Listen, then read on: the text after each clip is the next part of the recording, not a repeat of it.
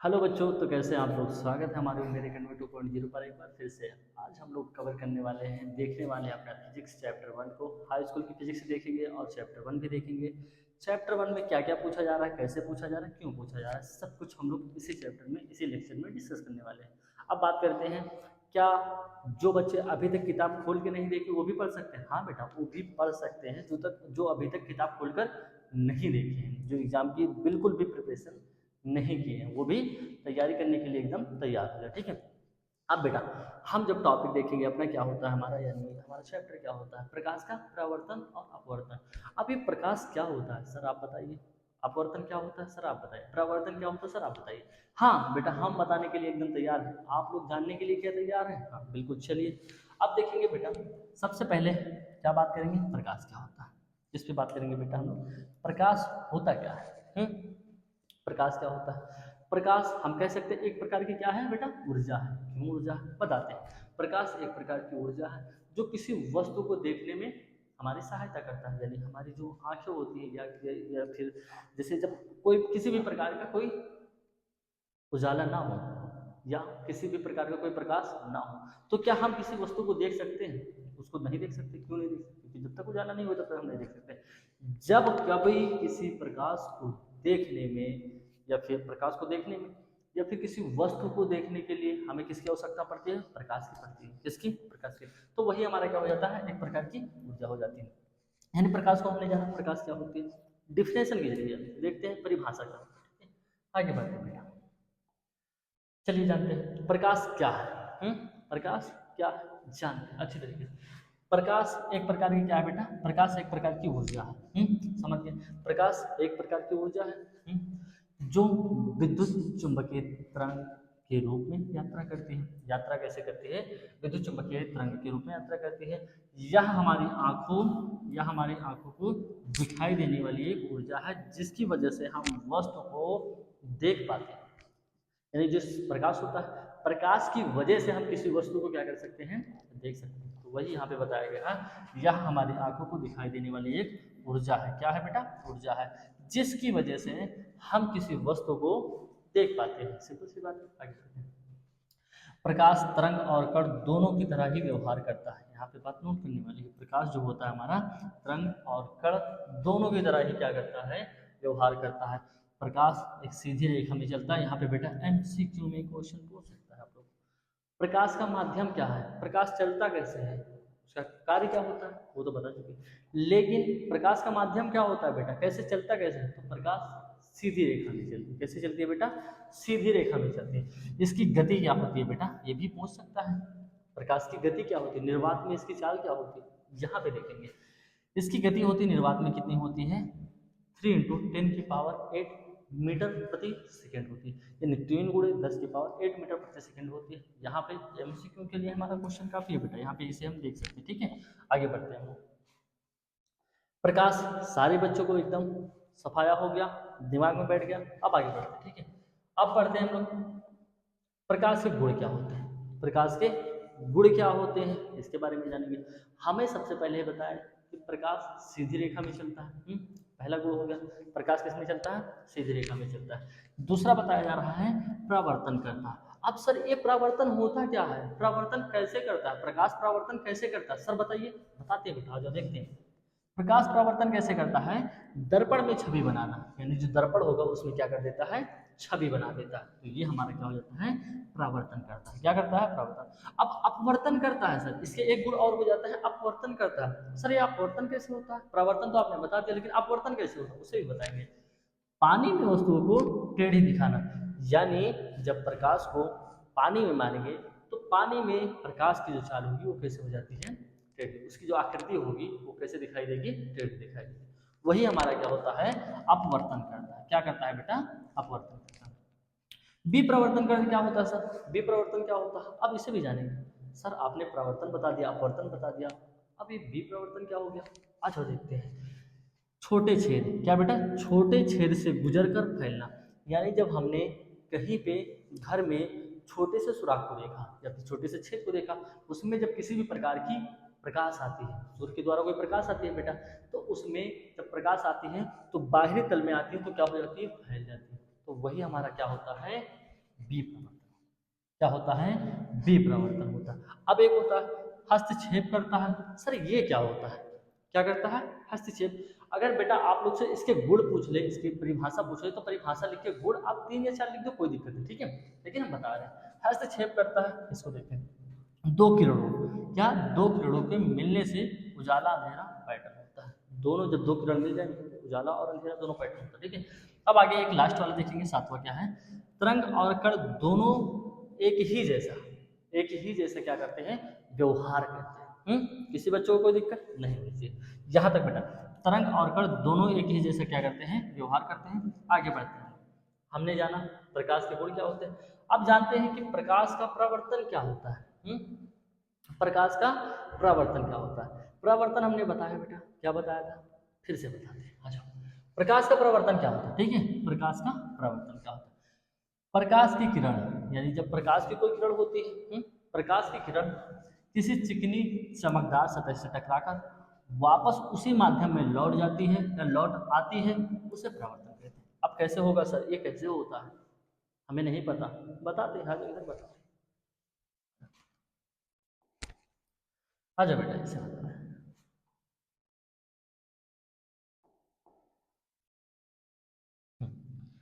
चलो आ जाओ, इसे बताते हैं। हमने कहा प्रकाश किसी सतह से टकराकर उसी माध्यम में लौट जाती है, वो हमारा क्या होता है? परावर्तन होता है। लेकिन सर ये होता कैसे है, कैसे बनता कैसे है? आज उस चित्र के अनुसार से जानते हैं, ठीक है। हमने कहा यहाँ पे कोई हमारा सोर्स है जिससे प्रकाश आने का कोई सोर्स होता है। जैसे हमने कहा यहाँ पे हमारा सूर्य है। क्या है बेटा? सूर्य। क्या है? सूर्य। हम मान लेते हैं हमारे यहाँ पे सूर्य, यहाँ से कोई प्रकाश आ रहा है या यहाँ से कोई किरण आ रही है, कोई दिक्कत। यहाँ से एक किरण आ रही है, और ये हमारा क्या है? दर्पण है। दर्पण यानी कांच, कांच का कोई टुकड़ा, जो हमारा यहाँ पे एक दर्पण रखा हुआ है, ठीक है। एक दर्पण रखा हुआ है, नीचे हमने कहा एक दर्पण रख देते हैं, ठीक है। यहाँ से सूर्य से कोई किरण आ रही है। क्या आ रही है बेटा? किरण आ रही है, एक किरण आ रही है। किरण हमेशा सीधी रेखा में चलती है। हमने प्रकाश के गुण में पढ़ाया, प्रकाश में पढ़ाया, दोनों में पता है कि प्रकाश की जो किरण होती है बेटा किस में चलती है? सीधी रेखा में चलती है। हमने कहा यहाँ से एक किरण आती है जिसका नाम होता है आपतित किरण। क्या नाम होता है बेटा? आपतित किरण नाम होता है। एक आप जो किरण आती है उसको हम कहते हैं आपतित किरण कहते हैं। क्या कहते हैं? आपतित किरण। और उसी माध्यम में क्या होती है बेटा? फिर लौट जाती है। क्या होती है? फिर लौट जाती है। ये हमारा क्या होता है? परावर्तित किरण होती है। जो किरण बेटा यहाँ से आएगी उसे हम आपतित किरण कहेंगे। जो यहाँ से टकराने के बाद इसी माध्यम में लौट जाती है उसे हम परावर्तित किरण कहते हैं। किसी बच्चों को यहाँ तक कोई दिक्कत नहीं, ठीक है। अब देखो यहाँ पे एक स्थिति बनती है जिसे हम अभिलंब कहते हैं। क्या कहते हैं? अभिलंब कहते हैं। अब हमें पता चला यहाँ पे एक किरण आई, आपतित किरण, वापस गई परावर्तित किरण, एक स्थिति बनी, अभिलंब हो गया। अब यहाँ पे एक चीज बनता है, क्या? कोण बनता है। कौन सा कोण? आपतित किरण और अभिलंब के बीच में जो कोण बनता है वो हमारे क्या होता है? आपतन कोण होता है। क्या होता है बेटा? आपतन कोण होता है। और एक चीज, जब उसी माध्यम में लौट जाती है, यानी परावर्तन किरण होती है, परावर्तित किरण होती है, तो अभिलंब और परावर्तित किरण के बीच में जो कोण बनता है वो हमारा क्या होता है? परावर्तन कोण होता है। क्या होता है बेटा? परावर्तन कोण होता है। आपतन कोण को हम आई से दर्शाते हैं। किससे? आई से प्रदर्शित करते हैं। और परावर्तन कोण को हम किससे करते हैं? आर से। यानी इसका जो हो जाएगा हमारा आई बराबर आर। अगर हम बता दें यहाँ पे 90 डिग्री का कोण बन रहा है बेटा, तो यहाँ पे कितने डिग्री का बनेगा? 90 डिग्री। यहाँ अगर 45 डिग्री का कोण बनेगा तो यहाँ भी कितने डिग्री का बनेगा? 45 डिग्री का। किसी बच्चों को कोई दिक्कत यहाँ तक? किसी बच्चों को यहाँ तक कोई दिक्कत? आप सर एक चीज और बता दीजिए, ये हमारा क्या कार्य करता है?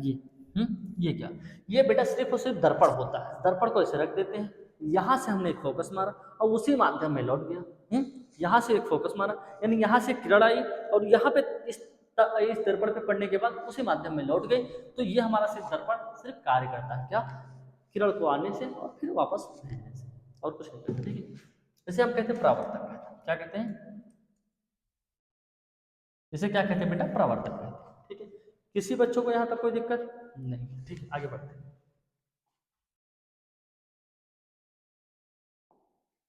तो हमने जब देखो यहाँ पे पढ़ा हमने, जब प्रकाश किसी किरण जब प्रकाश की किरण किसी चिकनी सतह या चमकदार सतह से, यानी ये जो हमारा किसी मिरर रखा हुआ है यानी दर्पण रखा हुआ है, ठीक है, सतह से टकराकर वापस उसी माध्यम में क्या होती है? लौट जाती है, उसे परावर्तन कहते हैं।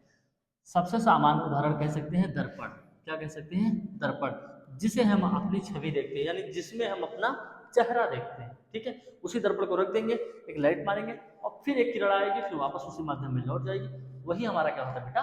परावर्तन होता है, प्रकाश का परावर्तन होता है। किसी बच्चों को कोई दिक्कत, यहाँ पे एक मिरर है, यहाँ पे किरण आ रही है, उसी माध्यम में लौट जा रही है, यहाँ पे एक अभिलंब बन रहा है। अब आगे बढ़ते हैं, आगे बढ़ते हैं। अब बात करते हैं परावर्तन के नियम क्या हो सकते हैं। हमने परावर्तन पढ़ा, इसके नियम क्या हो सकते हैं? आज वो पढ़ते बेटा, नियम कैसे होते हैं। आज परावर्तन के नियम, यानी आघात किरण, जिसे हम आपतित किरण कहते हैं। क्या कहते हैं? आपतित किरण। परावर्तित किरण और अभिलंब तीनों तीनों एक ही समतल में होते हैं, यानी तीनों एक ही तल में होते हैं। क्या होते हैं? आपतित यानी आघात किरण, यानी आपतित किरण, परावर्तित किरण और अभिलंब तीनों एक ही समतल में होते हैं। यहाँ पॉइंट की बात है बेटा, तीनों एक ही समतल में होते हैं। आघात कोण यानी आपतित किरण, यानी आपतित किरण बराबर में क्या होता है? परावर्तित। ठीक है, आघात कोण बराबर में परावर्तन कोण, यानी आई बराबर, अभी हमने क्या बताया था? आर बताया। क्या बताया था बेटा? आई बराबर में क्या होता है? आर होता है। हमें बताया था बेटा थोड़ी देर पहले, 45 डिग्री अगर आई होगा तो 45 डिग्री क्या होगा? आर भी होगा। ठीक है बेटा, किसी बच्चों को कोई दिक्कत यहाँ तक होनी नहीं चाहिए बेटा, बहुत आसान तरीके से समझा रहे हैं। मुख्य शब्द क्या कह सकते हैं हम इसे? मुख्य शब्द कह सकते हैं आघात, यानी आपतित किरण दर्पण पर गिरने वाली प्रकाश किरण होती है। जो किरण गिरती है वो हमारी क्या होती है? आपतित किरण होती है। ठीक है, अब देखो परावर्तित किरण क्या होती है? दर्पण से वापस आने वाली किरण, यानी जब यहाँ पे एक दर्पण था, यहाँ से किरण आई, ये हमारा क्या हुआ? आपतित किरण, वापस उसी माध्यम में चलेगी, ये हमारा क्या हुआ? परावर्तित किरण हुआ। अब देखो अभिलंब क्या होता है? अब दर्पण पर गिरने के स्थान पर खींची गई लंब रेखा, जिसे हम क्या कहते हैं? अभिलंब कहते हैं। यहाँ पे एक किरण आई, वापस उस माध्यम में चलेगी, लेकिन यहाँ पे एक रेखा खींची गई, जिसे हम क्या कह देंगे बेटा? अभिलंब। क्या कहेंगे बेटा? अभिलंब कह देंगे। बस इतनी सी बात है, इतनी सी बात है, इसका नियम इतना है। कोई दिक्कत, कोई परेशानी नहीं। ठीक, आगे बढ़ते बेटा।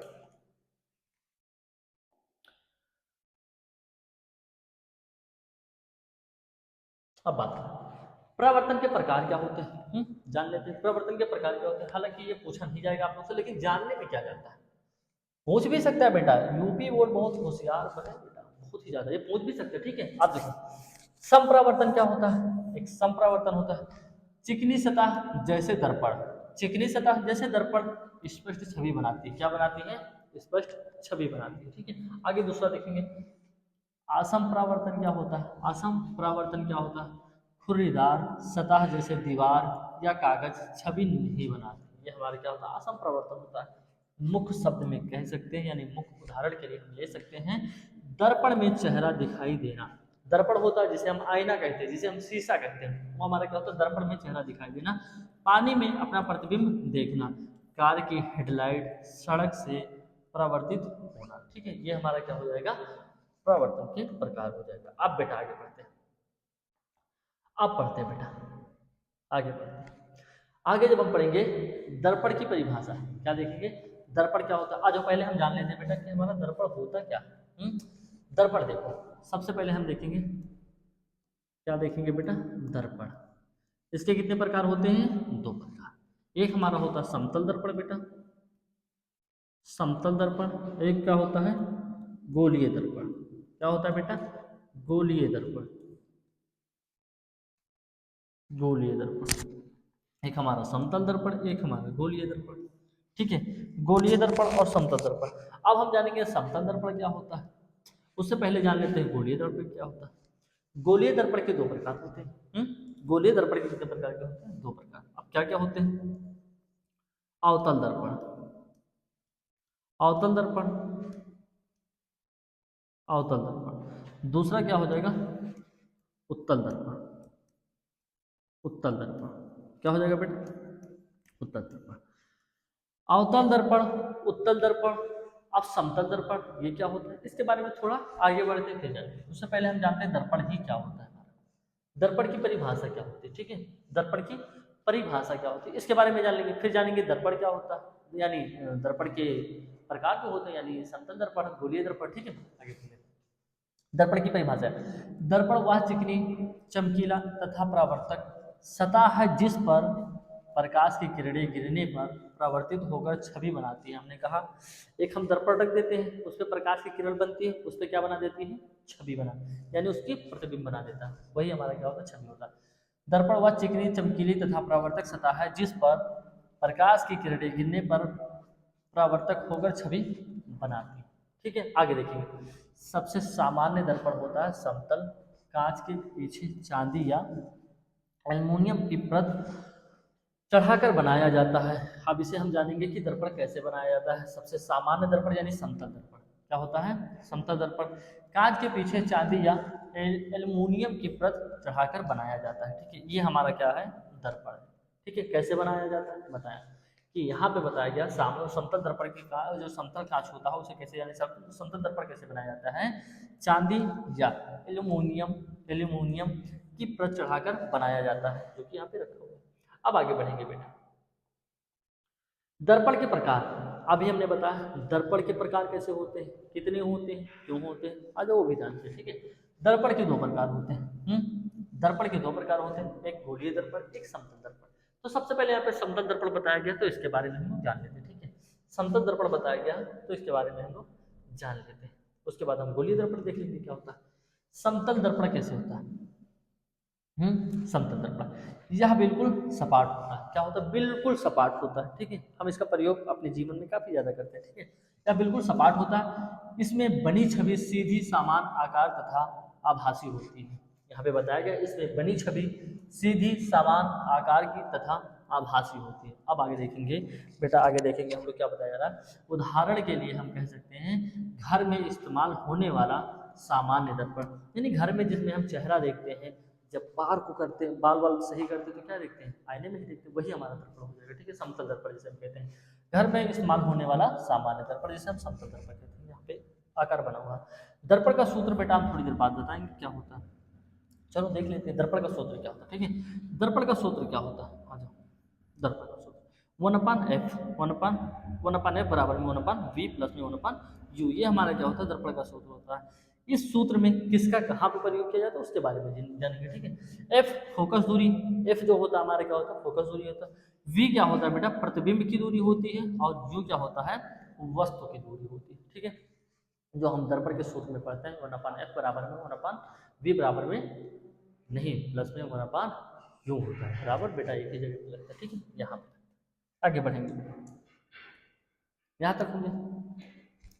अब हम बेटा जानेंगे कि हमारा गोलीय दर्पण क्या होता है, गोलीय दर्पण क्या होता है, कैसे होता है, उसके बारे में जानेंगे, ठीक है। आज गोलीय दर्पण हम जब पढ़ेंगे तो गोलीय दर्पण में हमें बताया गया, गोलीय दर्पण वह दर्पण होता है जिसकी परावर्तक सतह किसी गोले का भाग होती है। क्या होती है बेटा, किसी गोले का भाग होती है, ठीक है। आगे देखेंगे, अर्थात यह दर्पण गोलाकार सतह से बनाया जाता है। गोलीय दर्पण दो प्रकार के होते हैं, अवतल और उत्तल दर्पण, अवतल और उत्तल दर्पण। बेटा बहुत आसान आसान भाषा में आप लोग को समझाएंगे, बहुत ही आसान भाषा में, एकदम हम कहते हैं कि जो कभी पेन ना पकड़ा हो वो भी आके अगर पकड़ लेगा वो भी जान जाएगा कि हाँ सर आज पढ़ा रहे थे, ठीक है। चलो देखते हैं और आगे देखेंगे, एक बार फिर से देखते हैं गोलीय दर्पण को, एक बार फिर से देखते हैं, ठीक है बेटा। समझते हैं गोलीय दर्पण हमारा क्या होता है, आगे देखेंगे क्या होता है, कैसे होता है गोलीय दर्पण। चलो गोलीय दर्पण, गोलीय दर्पण हमारा क्या होता है, जिसकी प्रवर्तक सतह किसी गोले का भाग होती है। सबसे पहले यहाँ पे सॉरी बेटा थोड़ा छूट गया, गोलीय दर्पण वह दर्पण होता है जिसकी प्रवर्तक सतह किसी गोले का भाग होती है, अर्थात यह दर्पण गोलाकार सतह से बनाया जाता है। गोलीय दर्पण दो प्रकार के होते हैं, नंबर एक अवतल दर्पण, नंबर दो क्या होता है, उत्तल दर्पण। थोड़ी देर पहले हमने आपको समझाया क्या अवतल दर्पण क्या होता है, उत्तल दर्पण। अब अवतल दर्पण कैसे होता है, उत्तल दर्पण कैसे होता है, उसके बाद हम इस चित्र को समझेंगे अच्छे से कि इस चित्र का मतलब क्या है, ठीक है। पहले अवतल और उत्तल दर्पण देख लेते हैं, इसके बाद इस चित्र को समझेंगे। आ जाओ बेटा, दर्पण का सूत्र बार बार बताएंगे, 1/f बराबर में 1/v प्लस में 1/u, इसे बार बार रट्टा मारोगे याद हो जाएगा बेटा, बार बार हम इसीलिए बता रहे हैं कि आप लोग को याद हो जाए। इस सूत्र में बताया गया एफ फोकस दूरी है, वी प्रतिबिंब की दूरी है, और यू वस्तु की दूरी है, ठीक है। आगे बढ़ते हैं, अब बात करेंगे गोलीय दर्पण पे, गोलीय दर्पण पर बनने वाला प्रतिबिंब कैसे बनता है। गोलीय दर्पण पर प्रतिबिंब कैसे बनता है, ठीक है। आज उससे पहले हम थोड़ा जानेंगे, उससे पहले हम जानेंगे बेटा, क्या जानेंगे बताते हैं। चलो पहले ये जान लेते हैं, उसके बाद ही बताते हैं। गोलीय दर्पण पर बनने वाला प्रतिबिंब कैसा होता है, वास्तविक होता है। क्या बेटा, वास्तविक होता है या आभासी हो सकता है। अब प्रतिबिंब कितने प्रकार के होते हैं, ये प्रतिबिंब होता क्या है बेटा, इमेज जानते हो, इमेज जानते हो बेटा, फोटो जानते हो, फोटो वही हमारा प्रतिबिंब होता है। अब इसमें दो प्रकार होते हैं, एक वास्तविक हो जाता है, एक आभासी हो जाता है। वास्तविक जो रियल में प्रतिबिंब बनता, आभासी जिसे हम आभास कर सकते हैं, क्या कर सकते हैं, आभास है, इमेज कर सकते हैं, इमेजिंग कर सकते हैं, सॉरी इमेजिंग कर सकते हैं, वो हमारा क्या हो जाएगा, आभासी प्रतिबिंब। और वास्तविक यानी रियल प्रतिबिंब होता है। आभासी, आभासी प्रतिबिंब सीधा, अब यहाँ से पढ़ेंगे, वास्तविक या आभासी, सीधा या उल्टा दोनों हो सकता है, या वस्तु के बराबर छोटा या बड़ा हो सकता है, जो वस्तु की स्थिति दर्पण के प्रकार अवतल उत्तल दर्पण पर निर्भर करता है। जो दर्पण होगा उस पर निर्भर करता है कि छोटा बनेगा या सीधा बनेगा या बड़ा बनेगा, इसे भी ठीक है, अवतल या उत्तल पे डिपेंड करता है, ठीक है। अवतल दर्पण, अवतल दर्पण वास्तविक उल्टा और कभी कभी बड़ा छोटा प्रतिबिंब बनाता है। यहाँ पे बात करेंगे बेटा, अवतल दर्पण कैसे प्रतिबिंब बनाता है। अवतल दर्पण वास्तविक उल्टा और कभी कभी बड़ा छोटा कैसा बनाता है, बड़ा छोटा प्रतिबिंब बनाता है। हालांकि जबकि हम देखेंगे उत्तल दर्पण, जो उत्तल दर्पण के होगा हमेशा छोटा प्रतिबिंब सीधा और आभासी प्रतिबिंब बनाएगा, ठीक है। यहाँ पे बेटा पॉइंट की बात है, इस चीज को नोट करने वाली बात है, जब हम लोग क्वेश्चन करेंगे आगे तब इस चीज का बहुत सा ज्यादा काम आने वाला है, ठीक है। आगे देखेंगे, एक बार फिर से रिपीट कर लेते हैं। यहाँ पे अवतल दर्पण, अवतल दर्पण वास्तविक उल्टा और कभी कभी वास्तविक बनाएगा, उल्टा बनाएगा और कभी कभी बड़ा छोटा प्रतिबिंब बना देगा, ठीक है। अब देखेंगे, जबकि उत्तल दर्पण हमेशा छोटा प्रतिबिंब सीधा और आभासी प्रतिबिंब बनाता है, ठीक है। यह हमेशा सीधा आभासी प्रतिबिंब बनाता है, ठीक है। और देखिए दर्पण का सूत्र क्या है बेटा, 1/f बराबर में 1/v प्लस में 1/u होता है। इस सूत्र में यह बताया गया, f फोकस दूरी है, u प्रतिबिंब की दूरी है और u क्या है, वस्तु की दूरी। ये हमें याद होना चाहिए, तभी हम क्वेश्चन कर पाएंगे, ठीक है। जो हमें बार बार बताया जा रहा है, f फोकस दूरी है, v प्रतिबिंब की दूरी है और u क्या है, वस्तु की दूरी है बेटा, ठीक है। आगे बढ़ते हैं, क्या करते हैं, आगे बढ़ते हैं। हमने पढ़ा दर्पण दो प्रकार के होते हैं, कैसे कैसे होते हैं। आगे बढ़ते हैं, अवतल दर्पण, उत्तल दर्पण। अवतल दर्पण क्या होता है सर, इसके बारे में तो आपने बताया ही नहीं, कैसे होता है, ऐसे होता है। आ जाओ यहाँ पे देखते हैं, अवतल दर्पण, क्या बताया जा रहा है, अवतल दर्पण यह अंदर की ओर झुका होता है। कैसे होता है, अंदर की ओर ऐसे होता है, कैसे, ऐसे आकार में, देख रहे हो ऐसे आकार, अंदर की ओर क्या होता है, झुका होता है। ये देखिए बेटा, दिख रहा है आप लोग को? अंदर की ओर झुका होता है, तो हम कह सकते हैं या अंदर की ओर झुका होता है, जैसे कप, कप का आकार देखे हो आप लोग, जिसमें चाय पीते हो रोज सुबह, कप का आकार देखो कैसे होता है, ऐसे अंदर की ओर झुका होता है, ऐसे ही तो गोलाकार में होता है। तो ये हमारा क्या है, अंदर की ओर क्या है, झुका। यहाँ पे बताया गया जैसे कप, यह प्रकाश को एक बिंदु पर एकत्रित करता है। जब इस पे प्रकाश की किरण पड़ती है तो एक बिंदु पर क्या करता है, एकत्रित करती है। यानी इस पे प्रकाश की किरण ऐसे आके पड़ी, ये हमारा क्या है, अवतल दर्पण। अब इस पे किरण पड़ी, लेकिन जिसके पार जब जाएगी तो एकत्रित करेगी, क्या करेगी, एकत्रित करेगी, ठीक है, इकट्ठा कर देगी। यह प्रकाश को एक बिंदु पर एकत्रित करती है।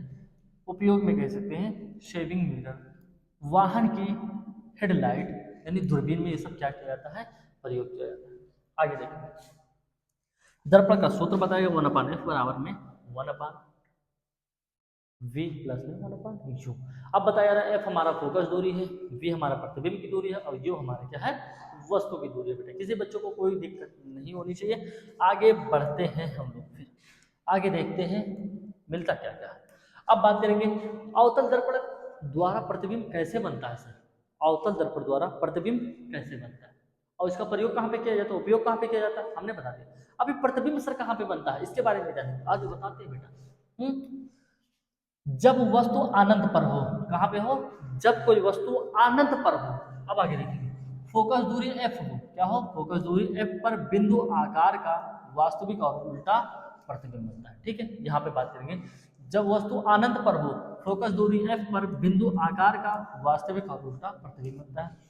जब वस्तु फोकस दूरी f और ध्रुव P के बीच हो, जब वस्तु f जब वस्तु F तो फोकस दूरी F और ध्रुव P के बीच हो, दर्पण के पीछे ध्रुव P और फोकस दूरी F के बीच सीधा बड़ा और आभासी प्रतिबिंब बनाता है जैसे सेविंग मिरर होता है। अन्य स्थितियों में वास्तविक और उल्टा प्रतिबिंब बनाता है जो वस्तु की स्थितियों के अनुसार छोटा, बराबर या बड़ा हो सकता है। ठीक है बेटा, अब हम यहाँ देखेंगे दर्पण का सूत्र क्या होता है। क्या होता है दर्पण का सूत्र? इसकी बेटा क्या ले लेंगे, एक हम लोग स्क्रीनशॉट ले लेंगे, जल्दी से स्क्रीनशॉट लेंगे। इसका ज़्यादा प्रयोग किया जाता है, ज़्यादा पूछा भी जाता है। ठीक है, और जितने भी बता रहे बेटा आप लोग बार बार स्क्रीनशॉट लेना, नोट्स बनाते हैं। ठीक है, आगे देखिए, दर्पण का सूत्र बताया गया 1/f बराबर में 1/v प्लस में 1/u। जहाँ पे हमें बताया जा रहा है f फोकस दूरी है, v जो हमारा है प्रतिबिंब की दूरी है, और u वस्तु की दूरी है। ये बेटा हमें फॉर्मूला याद होना चाहिए। ठीक है, तो सूत्र हमारा है याद होना चाहिए। ठीक है, आगे बढ़ेंगे। अब बात करेंगे, अवतल दर्पण हो गया, उसके प्रयोग हो गए, प्रतिबिंब कैसे बनता है बता दिया सर ने। लेकिन अब उत्तल दर्पण कैसे होता है, कैसे कार्य करता है, इसका उपयोग क्या होता है मानव जीवन में, देखते हैं बेटा। उत्तल दर्पण क्या बात करेंगे, उत्तल दर्पण कैसे होता है। यह बाहर की ओर उभरा होता है। क्या होता है, बाहर की ओर ऐसे ऐसे उभरा होता है। कैसे होता है, इस आकार में क्या होता है, उभरा होता है। यह प्रकाश को क्या करता है, फैलाता है। जब बेटा इस पे प्रकाश पड़ती है, कि देखो उभरा हुआ है बेटा, क्या है, उभरा हुआ है। जब इस पे प्रकाश पड़ती है बेटा तो ये क्या कर देता है, फैला देता है। इकट्ठा नहीं, एकत्रित नहीं करता है। अवतल दर्पण में हमने देखा एकत्रित करता है, लेकिन उत्तल दर्पण में क्या बता रहा है, फैला देता है। ठीक है, तो इसमें दो अलग अलग चीजें हैं। यहाँ प्रकाश को फैलाता है, इसमें बनी छवि छोटी और आभासी होती है। बेटा ये पॉइंट हमेशा उसमें भी नहीं भूलना, इसमें बनी छवि छोटी और आभासी होती है। ठीक है, उपयोग वाहन के पीछे का दर्पण, जो वाहन में लगा होता है उसके पीछे का दर्पण, सड़क के मोड़ों पर लगने वाला दर्पण। ठीक है, यहाँ पे पॉइंट है। ये हमारा क्या हो जाएगा बेटा, दर्पण, जो कि जो प्रकाश होता है उसको क्या कर देता है, फैला देता है। ठीक है, यहाँ पे पॉइंट है बेटा, 1 2 3, ये चीज नोट कर लेंगे। ठीक है, देखो यहाँ पे बताया भी जा रहा है, प्रकाश पड़ता है क्या कर देता है, फैला देता है। अब आगे बढ़ेंगे।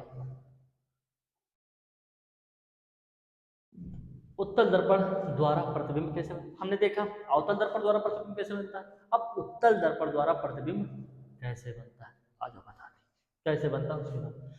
सभी स्थितियों में दर्पण के पीछे ध्रुवी, एक मिनट बेटा सभी स्थितियों में दर्पण के पीछे ध्रुव P और फोकस दूरी f के बीच वस्तु से छोटा, सीधा और आभासी प्रतिबिंब बनाता है जैसे गाड़ी के साइड मिरर, जो गाड़ी होती है उसके साइड में क्या कौन सा मिरर लगा होता है, उत्तल दर्पण का लगा होता है। ठीक है, यहाँ सभी स्थितियों में दर्पण के पीछे ध्रुव P और फोकस दूरी f के बीच वस्तु से छोटा, सीधा और आभासी प्रतिबिंब बनाता है जैसे गाड़ी के साइड में मिरर लगा होता है। दर्पण का सूत्र क्या होता है बेटा, 1/f। अब आप लोग इसे बताओ दर्पण का सूत्र क्या होता है, तब तक हम देख लेते हैं। फोन आ रहा है बेटा, जल्दी से देखेंगे सभी बच्चे, चलो देखते चलेंगे। दर्पण का सूत्र क्या होता है, दर्पण का सूत्र होता है 1/f बराबर में 1/v प्लस में 1/u होता है, जो कि f जो होता है हमारा फोकस दूरी को दर्शाता है, और v होता है प्रतिबिंब की दूरी को दर्शाता है, और u क्या होता है बेटा, वस्तु की दूरी को दर्शाता है। याद हो जाना चाहिए सभी बच्चों को, याद हो जाना चाहिए। अब बेटा आवर्धन क्या होता है, सर ने आवर्धन बताया ही नहीं, मैग्निफिकेशन ही बताया ही नहीं। अब हम सर बताइए मैग्निफिकेशन क्या होता है, आवर्धन क्या होता है। किसी प्रकाशीय उपकरण, कोई एक प्रकाशीय उपकरण है उसके बारे में, किसी प्रकाशीय उपकरण जैसे दर्पण या लेंस द्वारा बनाए गए प्रतिबिंब का आकार और वस्तु के मूल आकार का अनुपात है।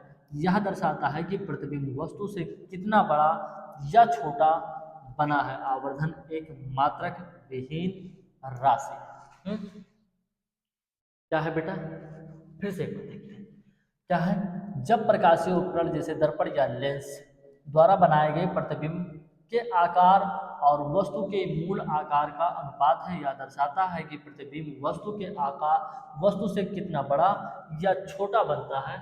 आवर्धन एक मात्रक है, किसका मात्रक है, विहीन राशि। अब आगे बात करेंगे आवर्धन का सूत्र क्या होता है बेटा। आवर्धन का सूत्र क्या होता है, बात करेंगे। आवर्धन जिसे हम m से प्रदर्शित करते हैं, किससे करते हैं, m से प्रदर्शित करते हैं। इसके दो मुख्य तरीकों को व्यक्त किया जा सकता है, कौन कौन से, यहाँ पे देखेंगे। ऊंचाई के अनुपात में, किसमें, ऊंचाई के अनुपात में, जिसे हम m बराबर h1 h2 मान लेते हैं, m बराबर h1 h2 मान लेते हैं, ठीक है। दूरी के अनुपात में, किसमें, दूरी के अनुपात में दर्पण के लिए प्रयोग होता है m बराबर v अपान u, क्या होता है, m बराबर v अपान u। लेंस के लिए जो प्रयोग होता है यानी m बराबर v अपान u, ठीक है। किसी बच्चों को कोई दिक्कत यहाँ तक नहीं। यहाँ पे बताया गया है सूत्र में प्रयुक्त प्रतीकों का अर्थ होता है m बराबर क्या होता है, m का होता है आवर्धन, h का होता है, h1 को हम कह सकते हैं प्रतिबिंब की ऊंचाई, h2 को कह सकते हैं वस्तु की ऊंचाई, और v जो होता है प्रकाश के केंद्र ध्रुव से प्रतिबिंब की दूरी, और जो u होता है प्रकाश के केंद्र ध्रुव से वस्तु की दूरी, ठीक है बेटा। यहाँ तक किसी बच्चे को कोई दिक्कत नहीं होनी चाहिए, ठीक है। अब आगे बढ़ेंगे। अब हम पढ़ेंगे बेटा प्रकाश का अपवर्तन क्या होता है, जल्दी से देखेंगे बेटा, दो एक मिनट में आएंगे।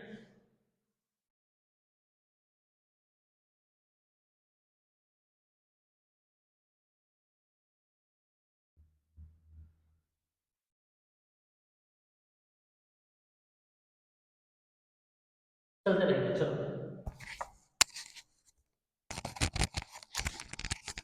चलो। प्रकाश का अपवर्तन क्या होता है ना, ठीक है, इसके बारे में जानेंगे। जब प्रकाश एक माध्यम से, जब प्रकाश एक माध्यम से दूसरे माध्यम में जाता है, जब प्रकाश एक माध्यम से दूसरे माध्यम में जाता है, जैसे हवा से पानी में, हवा से पानी में, या हवा से कांच से, हवा से कांच में जाता है, ठीक है, तो उसका रास्ता मुड़ जाता है, क्या होता है, रास्ता उसका क्या होता है बेटा, मुड़ जाता है। प्रकाश की दिशा, इस प्रवर्तन को क्या कहते हैं, अपवर्तन कहते हैं। क्या कहते हैं, इस परिवर्तन को क्या कहते हैं, अपवर्तन कहते हैं। क्या कहते हैं, अपवर्तन कहते हैं। अब एक बार फिर से समझाते हैं, अच्छे से समझाते हैं, ठीक है बेटा। जब प्रकाश एक माध्यम से, प्रकाश कोई माध्यम में जा रहा है, सिर्फ दूसरी माध्यम में जाता है, एक माध्यम से किसी दूसरे माध्यम में जाता है, जैसे हवा से पानी, जैसे हवा में पहले जा रहा था, फिर उससे कहाँ परिवर्तन हो रहा है, पानी में, ठीक है, या हवा, हवा से कांच में जा रहा है, तो उसका रास्ता मुड़ जाता है, जिसे हम प्रकाश की दिशा में, इस परिवर्तन को क्या कहते हैं, अपवर्तन कहते हैं। अपवर्तन क्यों होता है बेटा, अपवर्तन क्यों होता है इसके बारे में जानेंगे। लेकिन हमने बताया जैसे पहले प्रकाश हवा से जा रहा था, उसके बाद उसको हमने पानी में किया, कहाँ पे किया, पानी में किया, तो उसका रास्ता क्या हो जाता है, मुड़ जाता है, उसकी जो रेखाएं होती है वो क्या हो जाती हैं, मुड़ जाती है बेटा, ठीक है, वो सीधी रेखा में फिर नहीं चलती है। अपवर्तन क्यों होता है बेटा, इसके बारे में जानिए। हर माध्यम में प्रकाश की गति अलग होती है। जिसे अब हमने कहा एक माध्यम में जा रहा था, जैसे हवा से पानी में, इसका माध्यम अलग था, हवा हवा से कांच में गया तो इसका माध्यम अलग हो गया, ठीक है। इसलिए हम बताएगा हर माध्यम में प्रकाश की गति अलग होती है, और गति बदलने के कारण प्रकाश की दिशा भी बदल जाती है, ठीक है। यहाँ पे पॉइंट की बात है, गति बदलने के कारण प्रकाश की दिशा भी बदल जाती है। तेज माध्यम से धीमे माध्यम में जाने पर किरण अभिलंब की ओर मुड़ती है, कहाँ मुड़ती है, किरण अभिलंब की ओर मुड़ती है। दूसरा बताया गया है धीमे माध्यम से तेज माध्यम में जाने पर किरण अभिलंब से क्या हो जाती है, दूर हो जाती है, दूर मुड़ती है। यहाँ पे दो पॉइंट बताया गया है, यानी तेज माध्यम में जब प्रकाश तेज माध्यम में जाती है, तेज माध्यम से धीमे माध्यम में परिवर्तित हो जाने में, यानी माध्यम में जाने पर किरण क्या होता है, अभिलंब की ओर मुड़ जाती है। यहाँ पे बताया गया है किरण जो होता है अभिलंब की ओर क्या हो जाता है बेटा, मुड़ जाती है, ठीक है। और फिर दूसरा बताया गया है धीमे माध्यम से तेज माध्यम में जब जाता है, जाने पर किरण अभिलंब से क्या हो जाता है, दूर मुड़ती है, क्या मुड़ती है, दूर मुड़ती है। तो ये हमारा क्या हो जाता है, अपवर्तन हो जाता है, ठीक है बेटा, अपवर्तन हो जाता है। अब बेटा हम जान लेंगे लेंस क्या है, क्या जानेंगे, लेंस क्या है।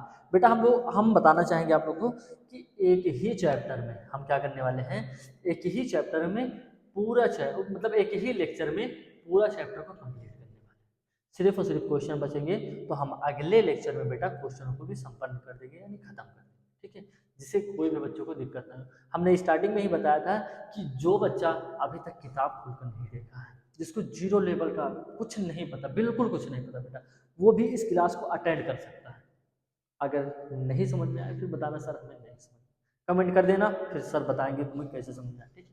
अब बात करते हैं लेंस क्या है बेटा। लेंस सबसे पहले जानेंगे लेंस क्या होता है। हमारे आंखों में लगता है लेंस, कैसे लगता है, कौन कौन से लेंस लगते हैं उसके बारे में जानेंगे, ठीक है। लेंस क्या, लेंस एक पारदर्शी वस्तु है। क्या है, पारदर्शी। अब सर ये पारदर्शी क्या होता है, सर ये पारदर्शी होता क्या है बेटा। पारदर्शी होता है जिसके आर और पार दोनों तरफ दिखाई दे। हमने कहा एक वस्तु ले लेते हैं या फिर कुछ अनेक प्रकार की चीज। अब हमने कहा ये हमारी पेन है, अब पेन से जब हम देखेंगे तो इसके पार की वस्तु नहीं दिखाई दे रही तो ये अपारदर्शी वस्तु होगी। अगर इसके पार की वस्तु हमें दिखाई दे रही होगी तो ये पारदर्शी माध्यम, ठीक है बेटा, समझ के। जैसे हमने कहा एक दर्पण ले लेते हैं जिसपे कोई पॉलिश ना हो, जिसपे कोई पॉलिश ना हो, जिसके इधर भी देख सके और उधर की वस्तुएं भी देख सके, ठीक है। तो हमारा क्या हो जाता है, पारदर्शी माध्यम। अब लेंस एक पारदर्शी माध्यम जो एक या दो वक्र सतहों से बनी होती है और प्रकाश को अपवर्तित करके उसकी दिशा बदल देती है, ठीक है। लेंस से गुजरने वाली प्रकाश किरण एकत्रित या विक्षेपित हो जाती हैं। लेंस आमतौर पर कांच या प्लास्टिक से बनाया जाता है। जो लेंस होता है बेटा कांच या प्लास्टिक के द्वारा ही बनाया जाता है, ठीक है। दो चीज से ज्यादा बनाया जाता है। लेंस आमतौर पर किससे बनाया जाता है, कांच से बनाया जाता है या प्लास्टिक के बनाया, इसके द्वारा बनाया जाता है, ठीक है। लेंस के दो प्रकार होते हैं। लेंस के मुख्यतः दो प्रकार होते हैं। कौन कौन से लेंस होते हैं, उत्तल लेंस और अवतल लेंस। उत्तल लेंस और अवतल लेंस। अब बेटा उत्तल लेंस कैसा होता है और अवतल लेंस कैसे होता है, अब इनका प्रयोग कहाँ पे होता है इसके बारे में आगे चलते हैं। यहाँ पे सारे लेंस बताए गए लेकिन कैसे होता है आगे चलते हैं। अब बात करेंगे उत्तल लेंस क्या है बेटा। उत्तल लेंस क्या है, कैसे होता है इसके बारे में। उत्तल लेंस क्या होता है देखेंगे, बीच में मोटा होता है। उत्तल लेंस जो होता है बीच में क्या होता है, मोटा होता है और किनारों पर पतला होता है। जैसे यहाँ पे लेंस बताया गया है, बीच में देखो बेटा, यहाँ पे इसकी आकृति देखो, ये देखो बीच में क्या है, मोटा है और किनारों पर क्या है बेटा, ये पतला है। तो ये हमारा क्या हो जाएगा, कौन सा लेंस हो जाएगा, उत्तल लेंस हो जाएगा, ठीक है। बीच में मोटा और किनारों पर पतला होता है वो हमारा क्या हो जाता है, उत्तल लेंस। प्रकाश किरणों को एक बिंदु पर क्या करता है, एकत्रित करता है। अगर इसकी जो प्रकाश, इस पे जो हम प्रकाश की किरण बेटा मारेंगे तो यहाँ पर एक बिंदु पर क्या करेगा, एकत्रित करेगा। क्या करेगा बेटा, एकत्रित करेगा। वो हमारे क्या होता है, उत्तल लेंस, ठीक है। अब और आगे बात करेंगे, ठीक है।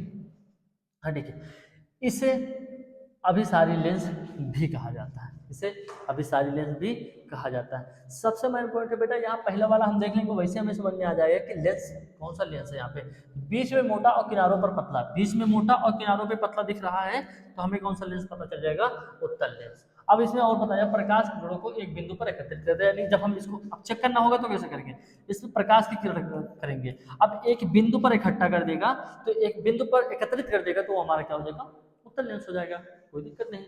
इससे हम उपयोग कहाँ पे करते हैं बेटा, इसका उदाहरण में या उपयोग कहाँ पे करते हैं, चश्मा में करते हैं। किसमें, हमारे जो चश्मा लगा होता है आवर्धक कांच में करते हैं, कैमरा में करते हैं, दूरबीन में कहते हैं, माइक्रोस्कोप में करते हैं, ठीक है, माइक्रोस्कोप। अब आगे बढ़ते हैं। अब देखो लेंस का सूत्र हमने बताया क्या होता है।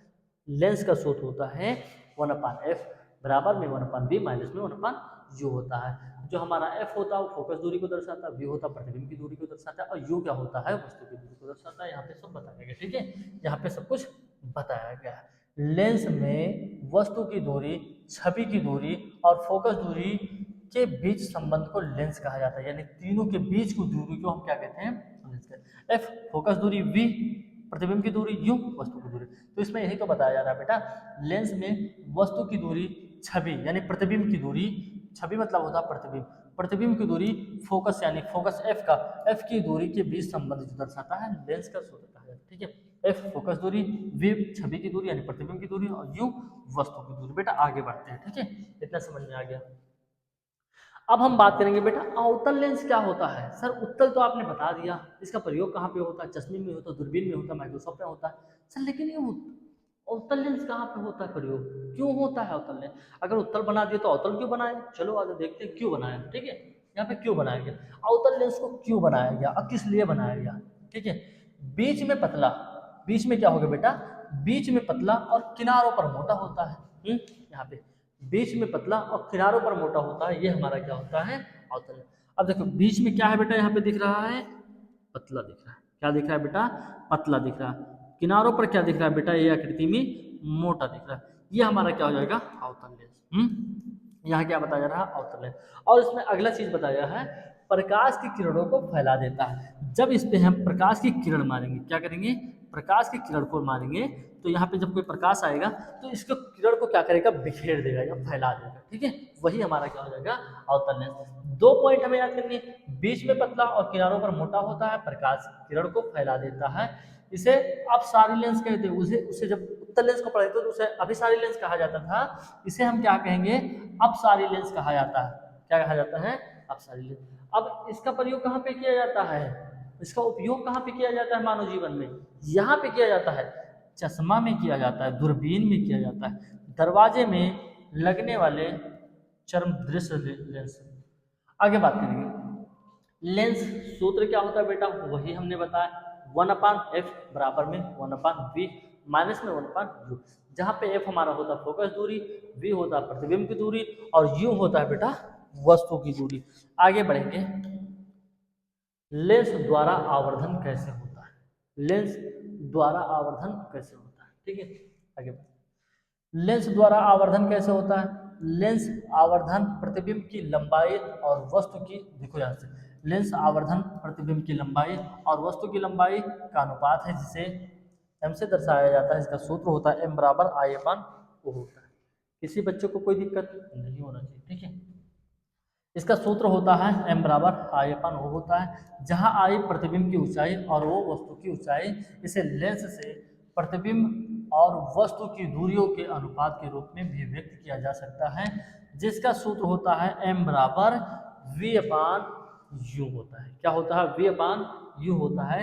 लेंस का सूत्र बार बार बताया जा रहा है, लेंस में वस्तु की दूरी यानी छवि की दूरी और फोकस दूरी के बीच संबंध को लेंस कहते हैं 1/f बराबर में 1 मिनट बेटा, यहाँ पे 1 होना चाहिए, 1/v माइनस में 1/u, यहाँ पे होता है f होता फोकस दूरी होता है, v होता प्रतिबिंब या छवि की दूरी होता है, v क्या होता है, वस्तु की दूरी होता है, ठीक है बेटा। यहाँ तक किसी बच्चों को कोई दिक्कत नहीं होनी चाहिए। अब आप लोग को बताते हैं, यहाँ से आप लोग का ये चैप्टर कंप्लीट होता है, इसमें कोई ऐसी चीज़ नहीं छूटा जो आप लोग ना समझ पाए, ठीक है बेटा, जो ऐसा कुछ बचा ही नहीं जो आप लोग ना समझ पाए। आप लोग को बताएं कि अभी तक जिस बच्चे ने बुक नहीं खोली, वो बच्चा अगर इस चीज़ को पढ़ेगा तुरंत बेटा समझ में आ जाएगा, लेकिन कब, जब वो पढ़ना चाहता होगा तब। अगर हम कहें कि हाँ आप नहीं पढ़ना चाहते या आपका मन नहीं है, तो आप हम जितना भी आपसे कहेंगे लेकिन आपका कभी उस चीज़ से मन संतुष्ट नहीं होगा। तो बेटा आप लोग पेपर 1-2 मंथ बचे हैं, तो आप लोग ज़्यादा से ज़्यादा कोशिश करेंगे, पढ़ाई करेंगे और अच्छे नंबर ले आएंगे, घर वालों को भी दिखाएंगे, ठीक है। अब मिलते हैं हम आप लोग को कल अगली वीडियो में, तब तक टाटा, चलिए बाय बाय। लेकिन बेटा मेहनत करके पढ़नी है, हमें क्या करना है, पढ़ाई में कोई कॉम्प्रोमाइज़ नहीं, जितना हो सके उससे ज़्यादा पढ़ेंगे। अगर हमें 6 घंटे की नींद लेनी है तो हम 5 घंटे की नींद लेंगे, लेकिन हमें पढ़ाई जरूर करनी है। कुछ भी हो जाए, पढ़ाई हमारा सबसे बड़ा हथियार है बेटा, सबसे बड़ा जीवन में सबसे बड़ा शिक्षा सबसे बड़ा हथियार है बेटा, जिससे हम किसी को भी मात दे सकते हैं, किसी भी, कितना भी बाहुबली व्यक्ति हो, कितना भी सज्जन व्यक्ति हो, कुछ भी व्यक्ति हो। सज्जन व्यक्ति तो आपके साथ कभी छल कपट नहीं करेगा, लेकिन अदर व्यक्ति आपके साथ जो भी करेंगे, आप उनको हमेशा शिक्षा की बदौलत उनको मात दे सकते हैं बेटा। तो शिक्षा हमें घोर घोर कर पीना है, जितना पीएंगे उतना बढ़ेगा, ठीक है। तो मिलेंगे बेटा हम कल आप लोग को फिर से इससे अगले वाले चैप्टर में, जो हमारा सेकंड चैप्टर नहीं, सेकंड चैप्टर में नहीं, सबसे पहले हम इसमें कुछ क्वेश्चन बचे उसको हल करेंगे, उसके बाद सेकंड वाले चैप्टर में जाएंगे, ठीक है बेटा। तब तक आप लोग अपना ख्याल रखें और पढ़ाई पे बहुत ज़्यादा ध्यान रखें, ठीक है, चलो मिलते हैं।